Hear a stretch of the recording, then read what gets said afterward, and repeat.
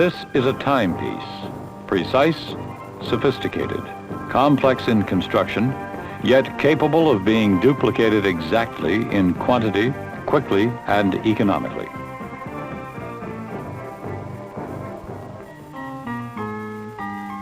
This too is a timepiece, a work of art, uniquely beautiful, but one of a kind, impossible to duplicate exactly, with the making of each additional clock or replacement part just as time-consuming, just as expensive as the first.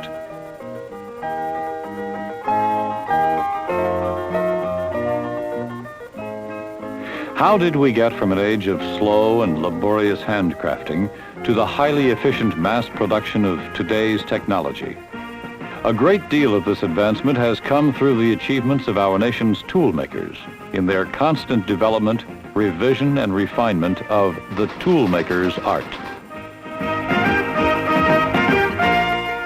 One of the first Americans to link the skill of the old-time artisans with new, faster methods of production was Eli Whitney of cotton gin fame. In 1798, Whitney contracted with the United States government to produce 10,000 muskets. To speed delivery and lower costs, he developed a series of simple jigs, fixtures, and gauges that made it possible to turn out thousands of uniform, interchangeable musket parts. Whitney's work laid the foundation for the world's tool, die, and precision machining industry, an essential part of today's mass production system. With the increased availability of steel and new forms of power, the machine age arrived. Regional manufacturers turned out such an array of new machines and new products that at one point, late in the 19th century, it was actually suggested that the patent office be closed. Everything that could be invented had been invented, or so it seemed.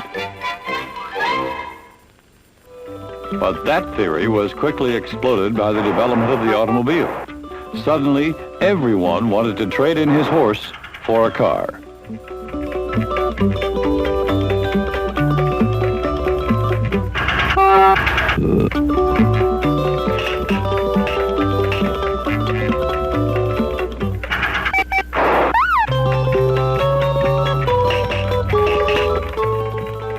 To meet the demand and to reduce costs so that an even greater demand was created, Henry Ford and his contemporaries began to turn out automobiles for the national market on a scale far beyond anything Eli Whitney could have envisioned. The mass production of identical, interchangeable automobile parts depended upon a whole new family of production tools, fixtures, and holding devices. Tooling up became a part of our vocabulary, and toolmaking became an industry in its own right, along with the allied arts of precision machining and special machine development.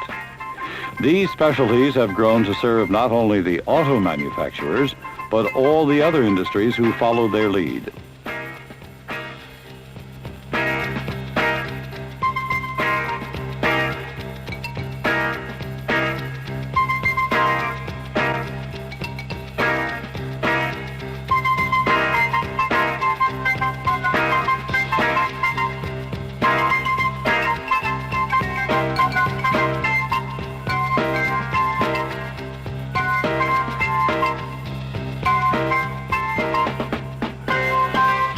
Today, most of the products which are so familiar to us consist of many parts, sometimes thousands. And each part, depending on its complexity, requires a variety of operations in its manufacture, such as forming, cutting, machining, drilling. Each of these steps is performed by a tool or combination of tools. The word tool in this sense means any device that is used in holding, forming, or shaping a material to the specific size and configuration required by the product design.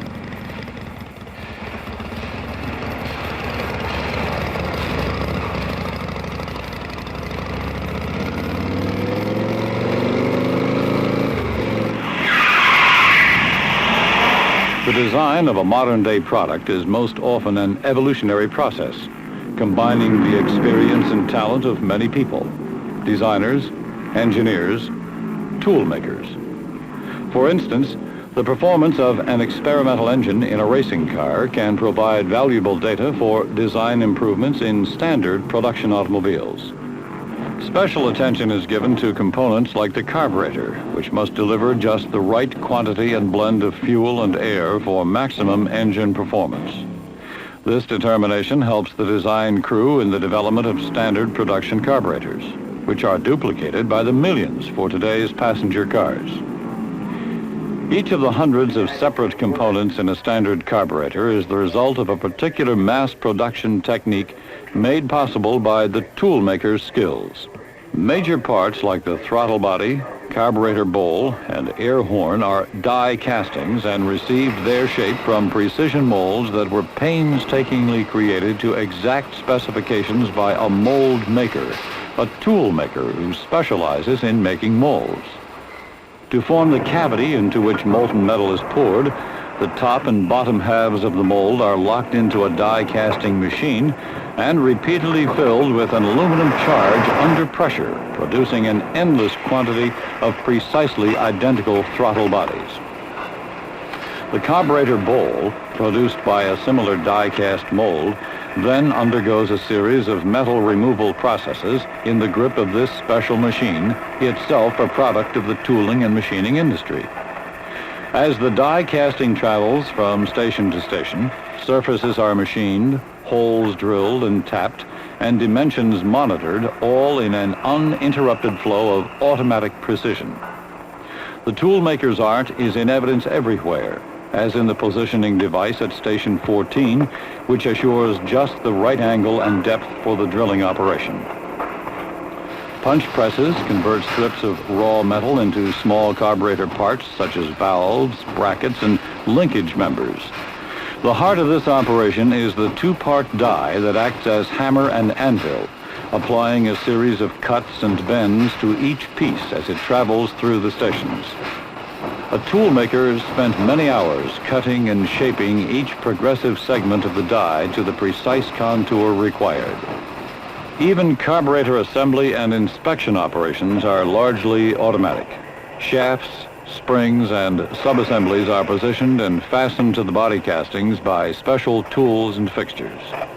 And in the final test operation, a maze of automatic devices are directed by computer to fine-tune the adjustments on each carburetor, then monitor its performance under actual flow conditions of fuel and air. Each holding, turning, and positioning device is another example of the toolmaker's work. The entire testing process is controlled from an adjoining computer room where printouts record the test performance of every completed carburetor before shipment.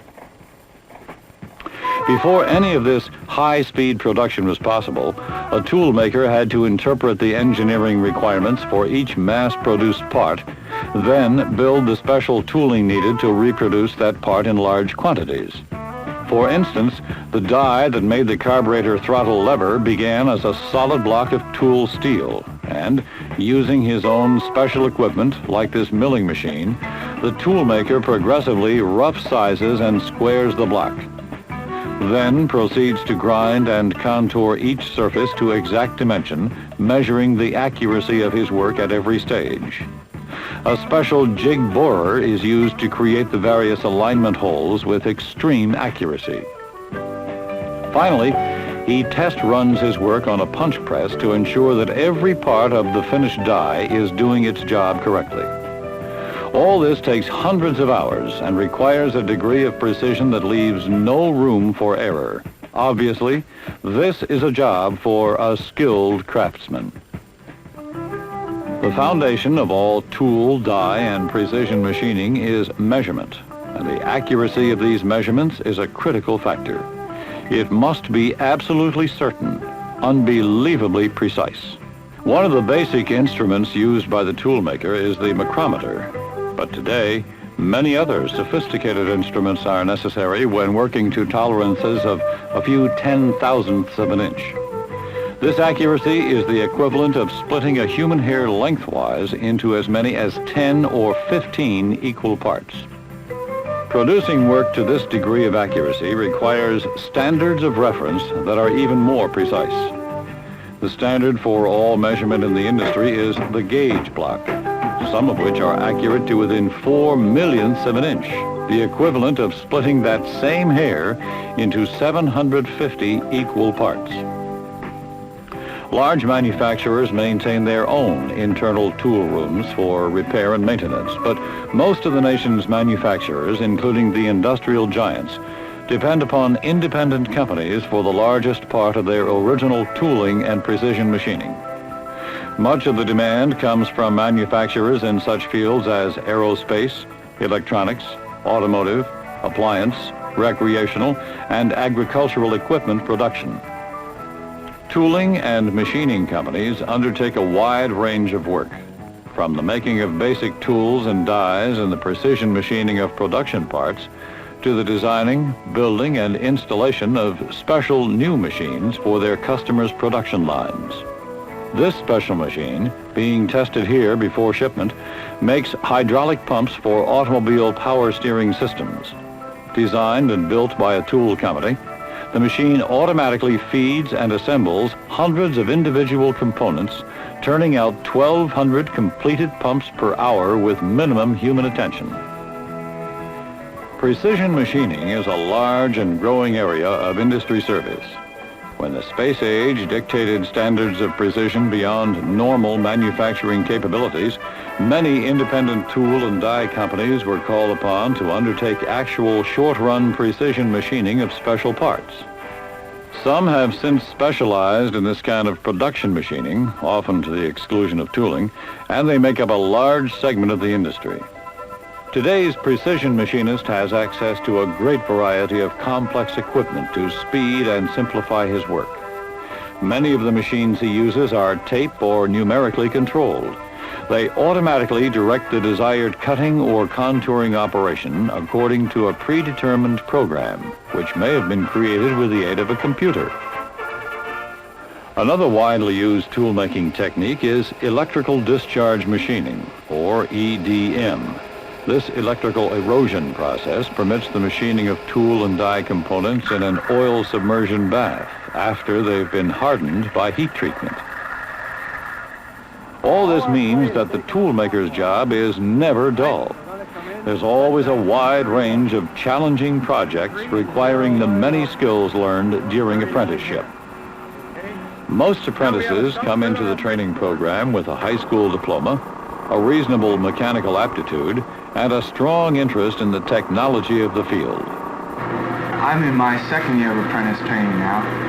I went into this field because I've always liked to work with my hands, and it offers more challenge, more responsibility than just working on an assembly line or, just running one machine all day, every day.